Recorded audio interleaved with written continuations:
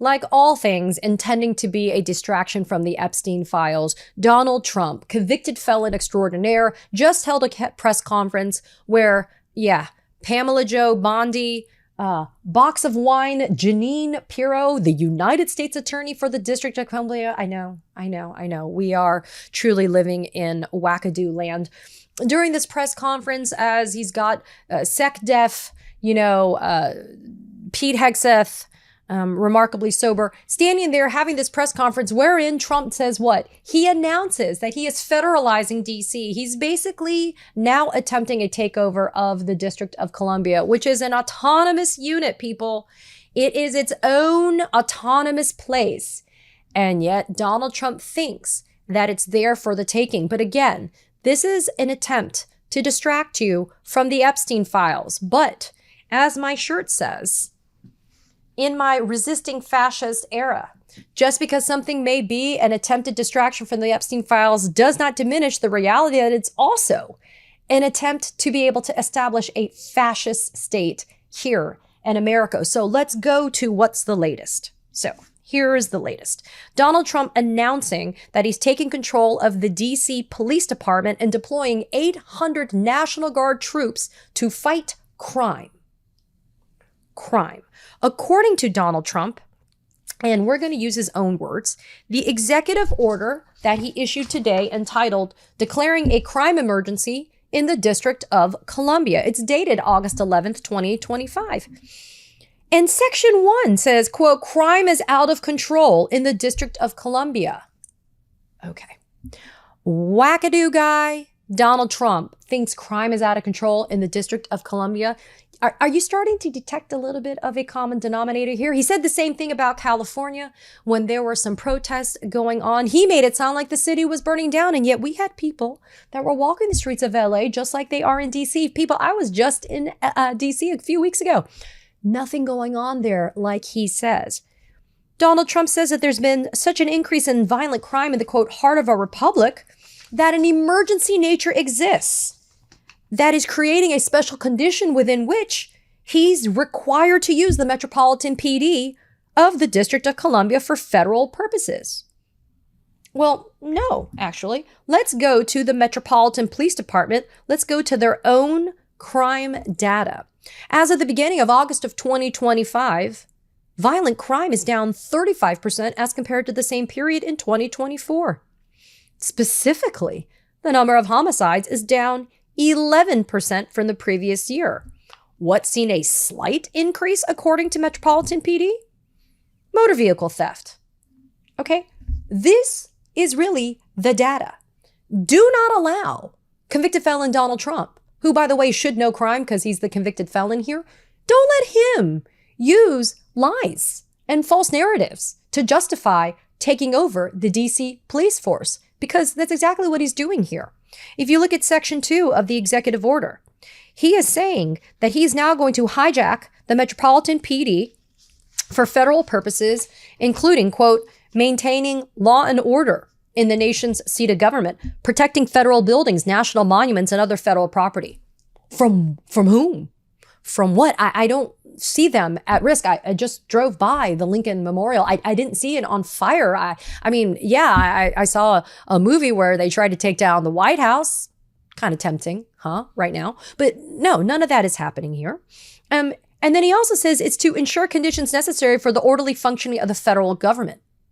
The federal government that was sent home early because GOP House Speaker Mike Johnson did not want to vote on the Epstein Files, that federal government, or the one that is completely destroying the working families of America through stupid tariffs, or the one that just passed the big bullshit bill that's going to destroy Medicare, Medicaid, health insurance, etc. for most Americans, that functioning government, I don't see crime being the deterrent factor here that's preventing or precluding us from having a functioning working government.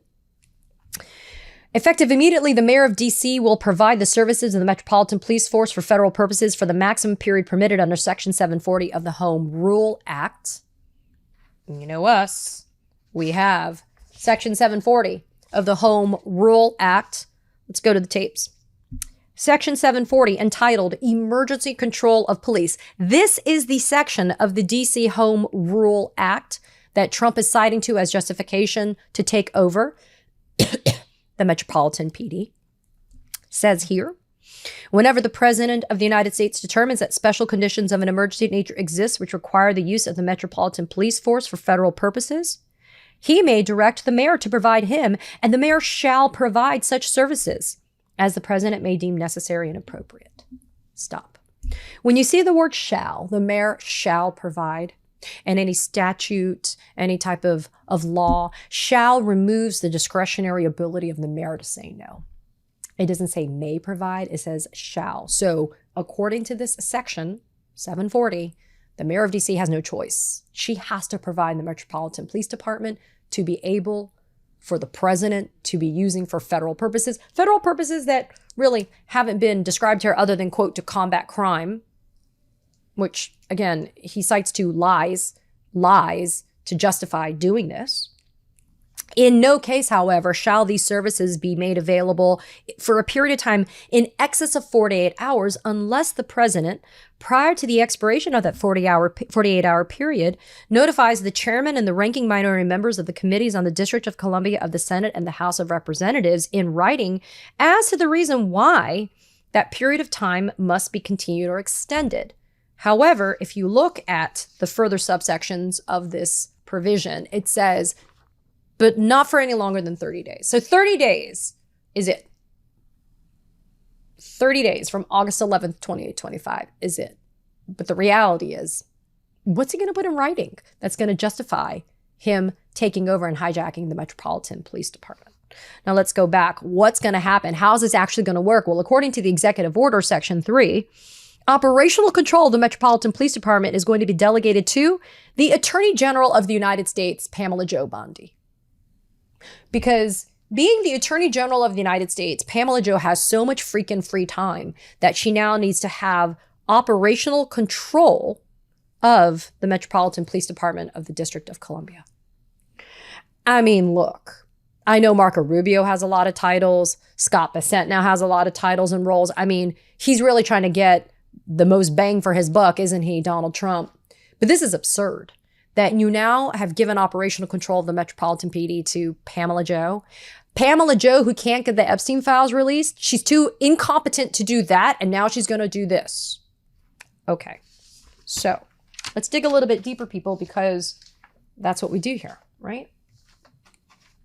So Pam Bondi will oversee, as I just said, the Metropolitan PD, and according to Trump's prepared to send the military into Washington, quote, if needed. Trump also said during this press conference he's going to maybe expand this similar efforts into places like Chicago.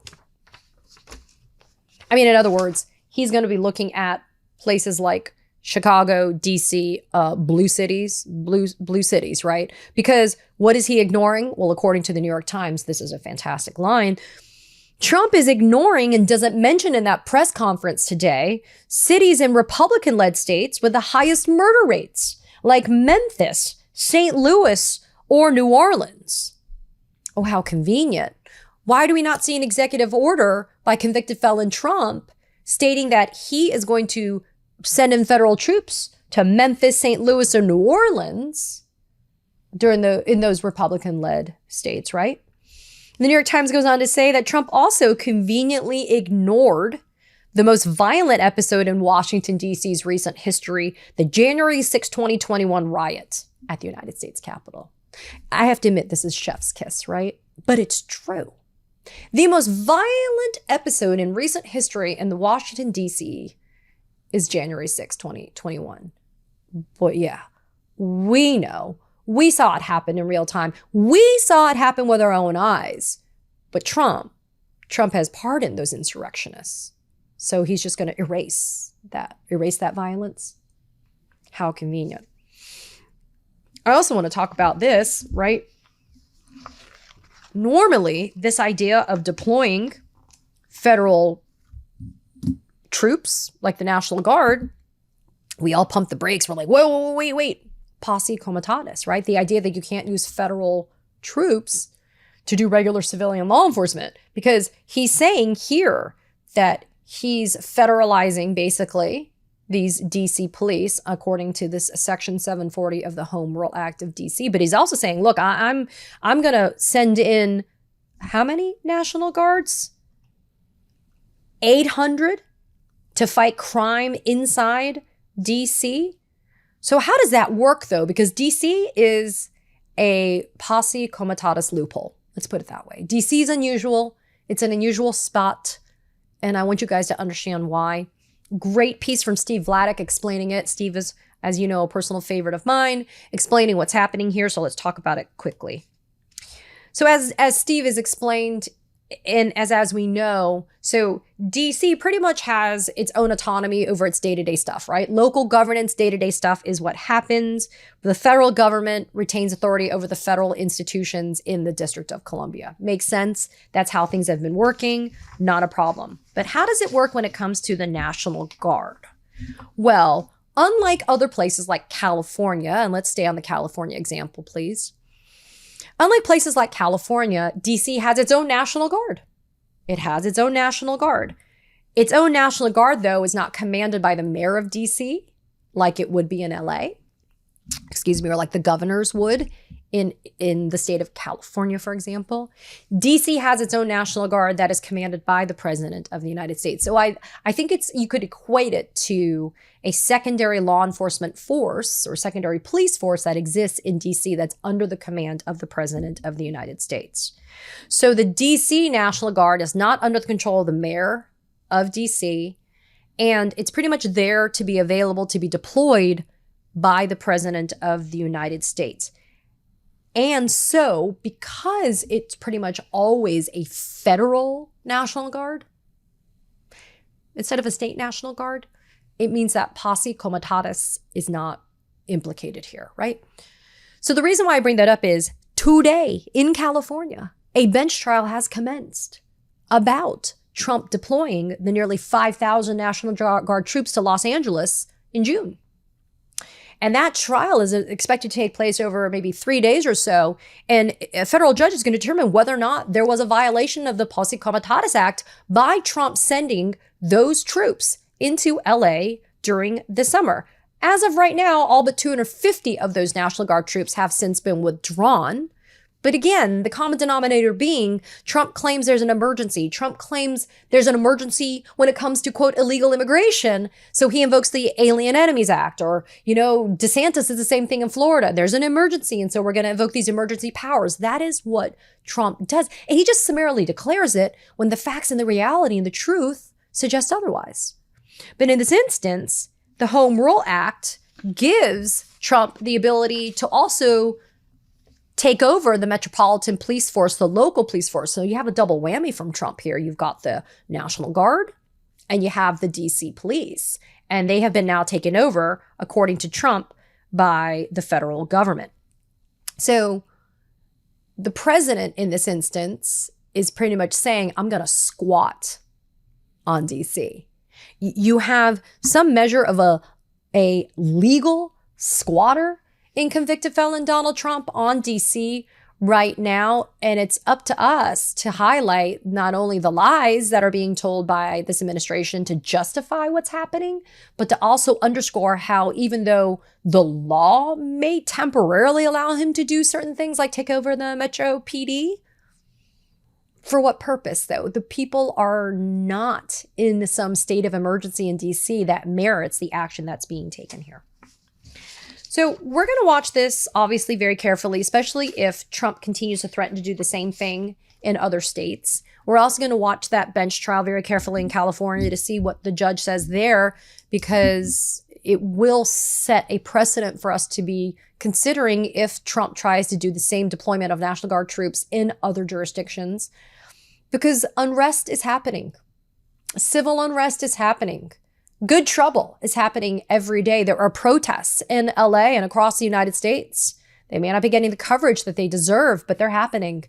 And we are upset and we are angry. We're mad. We're outraged. We are demanding accountability. So stay tuned. Watch the space here because we're going to be continuing to make some good trouble here. I'll see you on the other side. Katie Phang here. We launched the Katie Phang News Channel in partnership with the Midas Touch Network so we could bring you the latest in legal and political news. Straight, no chaser. So if you're a fellow truth teller, hit that subscribe button and share the word about this channel so we can build a high information America together.